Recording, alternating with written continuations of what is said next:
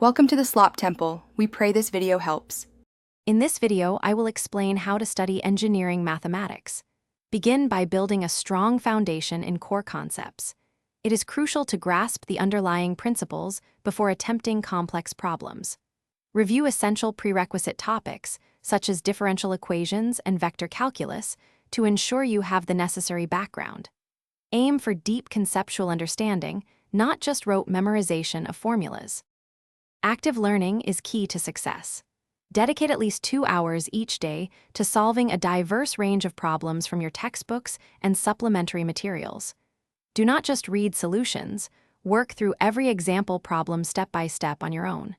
Consistent, hands-on practice reinforces understanding and builds problem-solving skills effectively. Maximize your learning by utilizing all available resources. Explore online tutorials and video lectures to gain different perspectives on complex topics. Forming study groups with peers allows for collaborative problem-solving and discussion.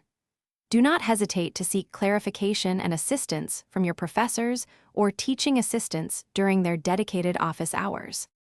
Consistent review is vital for long-term retention. Regularly revisit previously learned material to solidify your understanding and prevent forgetting. Actively connect abstract mathematical concepts to their practical engineering applications, which deepens comprehension.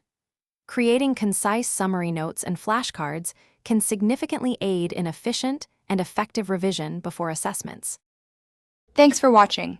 Consider subscribing if we helped you.